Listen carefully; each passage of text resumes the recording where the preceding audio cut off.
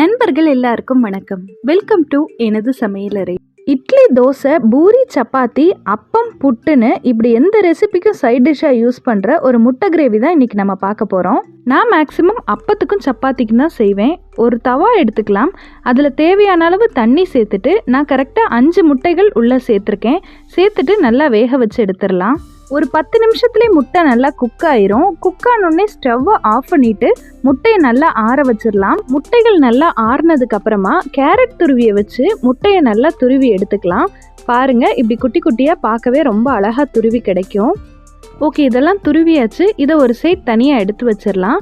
ஒரு தவாவில் கொஞ்சமாக எண்ணெய் சேர்த்துக்கலாம். நான் கரெக்டாக 3 ஸ்பூன் எண்ணெய் சேர்த்துருக்கேன். அதில் பொடியாக கட் பண்ணி வச்சுருக்கிற பெரிய வெங்காயம் 2 அல்லது 3 சேர்த்துக்கலாம். உங்களுக்கு கிரேவி அதிகமாக வேணும்னா 3 சேர்த்துக்கோங்க. நானும் 3 தான் சேர்த்துருக்கேன். இதை நல்லா வதங்க விட்டுடலாம். இது நல்லா வதங்கினதுக்கு அப்புறமா 1 ஸ்பூன் இஞ்சி பூண்டு பேஸ்ட் உள்ளே சேர்த்துக்கலாம். இதையும் சேர்த்து பச்சை ஸ்மெல் போகிற வரைக்கும் வதக்கி விட்டுக்கலாம். வதக்கியாச்சு. 2 தக்காளி கட் பண்ணி வச்சுருக்கேன். கட் பண்ணி வச்சுருக்கிற மீடியம் சைஸான தக்காளியை உள்ளே சேர்த்து இதையும் நல்லா மசிகிற மாதிரி வதக்கி விட்டுக்கலாம். இது நல்லா வதக்கினதுக்கு அப்புறமா தேவையான அளவு உப்பு சேர்த்துக்கலாம். அடுத்ததாக நான் மசாலாஸ் எல்லாம் சேர்க்க போகிறேன். 1 ஸ்பூன் காஷ்மீரி சில்லி பவுடர் உள்ளே சேர்த்துருக்கேன். அடுத்ததாக 1/4 ஸ்பூன் மஞ்சள் தூள் உள்ளே சேர்த்துருக்கேன். கடைசியாக 1 ஸ்பூன் கரம் மசாலா பவுடர் உள்ளே சேர்த்துக்கலாம். இதெல்லாம் சேர்த்ததுக்கு அப்புறமா மசாலாவோட பச்சை ஸ்மெல் போகிற அளவுக்கு நல்லா வதக்கி விட்டுக்கலாம்.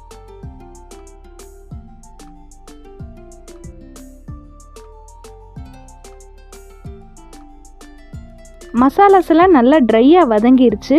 இந்த ஸ்டேஜில் நம்ம ஏற்கனவே துருவி வச்சுருந்த முட்டையை உள்ளே சேர்த்துக்கலாம். முட்டை சேர்த்ததுக்கு அப்புறமா இதை ஒரேடியாக மிக்ஸ் பண்ணி விட்டுறக்கூடாது. லைட்டாக பிரட்டி விடணும்.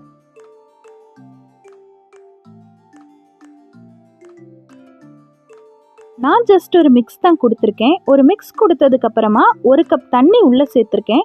உங்களுக்கு தண்ணி எக்ஸ்ட்ரா வேணும்னா கிரேவி எவ்வளோ வேணுமோ அதுக்கேற்ற மாதிரி சேர்த்துட்டு உப்பையும் பேலன்ஸ் பண்ணிவிட்டு மிக்ஸ் பண்ணி விட்டுக்கோங்க. அடுத்ததாக இந்த கிரேவி ஒரு கொதி வர்ற வரைக்கும் வெயிட் பண்ணிக்கலாம்.